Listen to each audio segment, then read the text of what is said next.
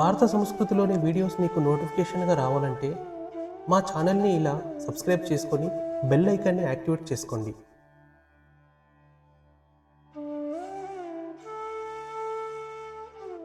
నమస్తే, భారత సంస్కృతికి స్వాగతం.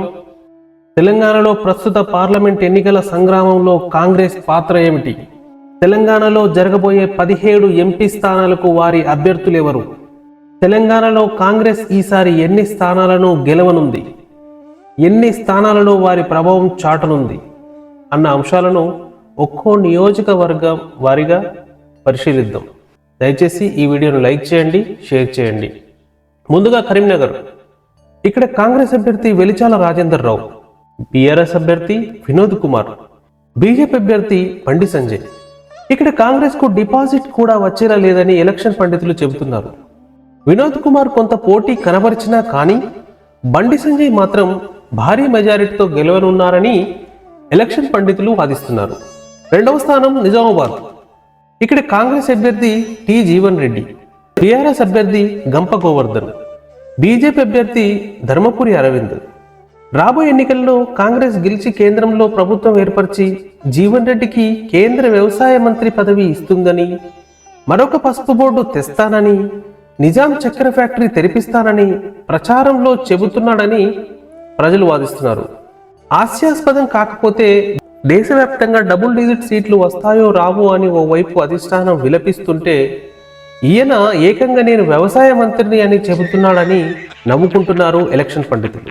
కొరుట్ల, జగిత్యాల రూరల్లో తప్ప మిగతా 5 నియోజకవర్గాలలో బీజేపీ చాలా బలంగా ఉందని, కాబట్టి ధర్మపురి అరవింద్ నిజామాబాద్ నియోజకవర్గంలో మరోసారి కాషాయ జెండా ఎగరవేస్తారని, ఉజ్జాయింపుగా 3 నుండి 4 లక్షల మెజారిటీ సాధిస్తారని ఎలక్షన్ పండితులు వాదిస్తున్నారు.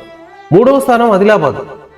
ఇక్కడ కాంగ్రెస్ అభ్యర్థి చెలమెల్ల సుగుణ కుమారి, బీఆర్ఎస్ అభ్యర్థి ఆత్రం సక్కు, బీజేపీ అభ్యర్థి గోడం నగేష్. ఆదిలాబాద్లో బోధ్, నిర్మల్, ముథోల్, సిర్పూర్, ఖానాపూర్, ఆసిఫాబాద్ ఇలా ప్రతి నియోజకవర్గంలో బీజేపీ చాలా బలంగా ఉందని, ఇక్కడ బీజేపీ గెలుపు ఖాయమని ఎలక్షన్ పండితులు వాదిస్తున్నారు. 4వ స్థానం సికింద్రాబాద్. ఇక్కడ కాంగ్రెస్ అభ్యర్థి దానం నాగేందర్, బీఆర్ఎస్ అభ్యర్థి టి పద్మారావు గౌడ్, బీజేపీ అభ్యర్థి జి కిషన్ రెడ్డి. ఇక్కడ కాంగ్రెస్ కు డిపాజిట్ వస్తే అదృష్టం అంటున్నారు ఎలక్షన్ పండితులు. అలాగే పద్మారావు గౌడ్ గట్టి పోటీ ఇచ్చినప్పటికీ కిషన్ రెడ్డి మళ్ళీ సునాయాసంగా గెలవనున్నారని, మెజారిటీ స్వల్పంగా వచ్చిన బీజేపీ గెలుపును ఎవరు ఆపలేరని ఎలక్షన్ పండితులు వాదిస్తున్నారు. 5వ స్థానం చేవెళ్ళ. ఇక్కడ కాంగ్రెస్ అభ్యర్థి గడ్డం రంజిత్ రెడ్డి, బీఆర్ఎస్ అభ్యర్థి కాసాని జ్ఞానేశ్వర్, బీజేపీ అభ్యర్థి కొండా విశ్వేశ్వర్ రెడ్డి.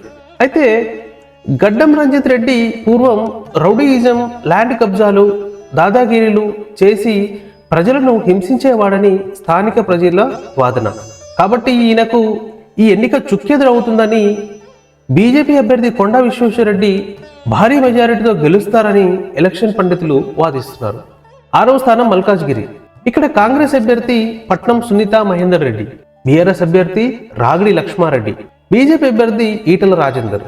పట్నం సునీత ఆర్టిఫిషియల్ ఇంటెలిజెన్స్ ఉపయోగించి చిత్ర విచిత్రమైన వీడియోలను సోషల్ మీడియా మాధ్యమాలలో సర్క్యులేట్ చేస్తూ కొంత చికాకు పుట్టిస్తున్నా కానీ ఈటల రాజేందర్ ఇక్కడ భారీ మెజారిటీతో గెలవనున్నారని ఎలక్షన్ పండితులు వాదిస్తున్నారు. 7వ స్థానం మెదక్. ఇక్కడ కాంగ్రెస్ అభ్యర్థి నీలం మధు, బీఆర్ఎస్ అభ్యర్థి పి వెంకట్రామరెడ్డి, బీజేపీ అభ్యర్థి రఘునందన్ రావు. మెదక్లో కాంగ్రెస్ ప్రభావం ఏమీ లేదు, కానీ బీఆర్ఎస్ కొంత డబ్బు ప్రభావంతో బీజేపీ అభ్యర్థి రఘునందన్ రావుకి రాబోయే మెజారిటీని కాస్త తగ్గించొచ్చని ఎలక్షన్ పండితులు వాదిస్తున్నారు. కానీ రఘునందన్ రావు గెలుపు మాత్రం ఎవరు ఆపలేరని స్థానిక ప్రజలు వాదిస్తున్నారు. 8వ స్థానం మహబూబ్ నగర్. ఇక్కడ కాంగ్రెస్ అభ్యర్థి చల్లా వంశీచంద్ రెడ్డి, బీఆర్ఎస్ అభ్యర్థి మన్నే శ్రీనివాస్ రెడ్డి, బీజేపీ అభ్యర్థి శ్రీమతి డికే అరుణ.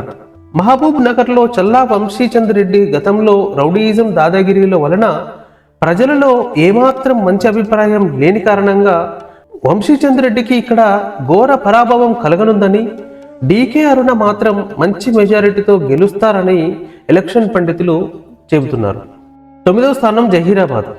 ఇక్కడ కాంగ్రెస్ అభ్యర్థి సురేష్ కుమార్ షెట్కర్, బీఆర్ఎస్ అభ్యర్థి గాలి అనిల్ కుమార్, బీజేపీ అభ్యర్థి బీబీ పాటిల్.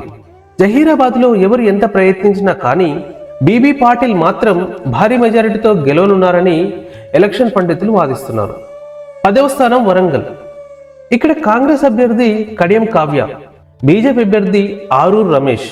కడియం కావ్య కడియం శ్రీహరి కూతురు. వీరు బీఆర్ఎస్ నుంచి బీఫామ్ తీసుకొని కాంగ్రెస్ లో చేరారు కాబట్టి బీఆర్ఎస్ కు చెందిన క్యాడర్ మొత్తం చాలా కోపంతో ఉన్నారు. కాబట్టి వారి పార్టీకి చేసిన ద్రోహానికి ప్రతీకారం తీర్చుకోవాలని ఆవిడను ఓడించాలని నిశ్చయించుకున్నారు. అలాగే కడియం కావ్య గెలిస్తే కొండా సురేఖ మంత్రి పదవికి ప్రమాదమని తలిచి సొంత పార్టీ వారు కూడా కడియం కావ్యని ఓడించాలని నిశ్చయించుకున్నారని ఎలక్షన్ పండితులు వాదిస్తున్నారు. అయితే బీఆర్ఎస్ ఓటర్లు మొత్తం బీజేపీలో చేరుతూ బీజేపీ అభ్యర్థిని భారీ మెజారిటీతో గెలిపించాలనే పంతంలో ఉన్నారని ఎలక్షన్ పండితులు వాదిస్తున్నారు. 11వ స్థానం భువనగిరి. ఇక్కడ కాంగ్రెస్ అభ్యర్థి చామాల కిరణ్ కుమార్ రెడ్డి, టీఆర్ఎస్ అభ్యర్థి క్యావా మల్లేష్, బీజేపీ అభ్యర్థి బూర నరసయ్య గౌడ్. భువనగిరిలో కోమటిరెడ్డి బ్రదర్స్ యొక్క పలుకుబడి ఉన్నా కానీ, కాంగ్రెస్ కు మంచి ఓట్ బ్యాంకు ఉన్నా కానీ చామాల కిరణ్ కుమార్ రెడ్డి స్థానికుడు కాదన్న కారణంగా కాంగ్రెస్ ఓటర్లు కూడా స్థానికుడైన బూర నరసయ్య వైపు మొగ్గు చూపుతున్నారని, భువనగిరి అత్యధిక బీసీ ఓటర్లు ఉన్న నియోజకవర్గం కాబట్టి ఇది కూడా బూర నరసయ్య గౌడ్కే కలిసి వచ్చి మంచి మెజారిటీతో గెలవనున్నారని ఎలక్షన్ పండితులు వాదిస్తున్నారు. 12వ స్థానం నాగర్ కర్నూలు. ఇక్కడ కాంగ్రెస్ అభ్యర్థి మల్లు రవి, బీఆర్ఎస్ అభ్యర్థి ఆర్ఎస్ ప్రవీణ్, బీజేపీ అభ్యర్థి పోతుగంటి భరత్.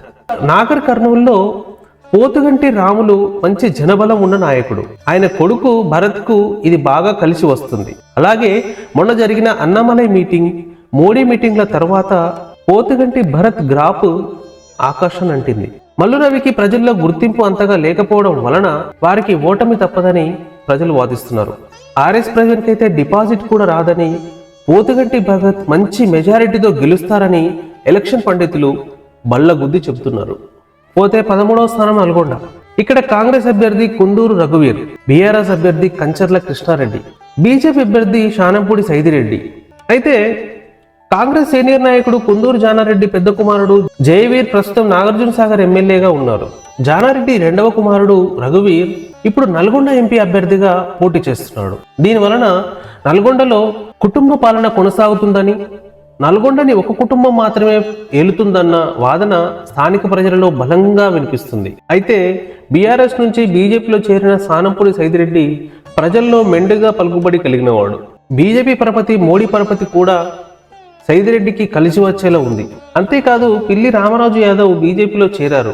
మరియు మాడగోని శ్రీనివాస్ గౌడ్ కూడా బీజేపీ సభ్యులే. కావున వారి ఓట్ షేర్ కూడా సైదిరెడ్డికే కలిసి వస్తుంది. అలాగే కొన్ని రోజుల్లో వట్టె జానయ్య యాదవ్ సూర్యాపేట వాసి బీజేపీలో చేరనున్నారు. కావున వారి ఓటు షేర్ కూడా సైదిరెడ్డికే కలిసి రానుంది.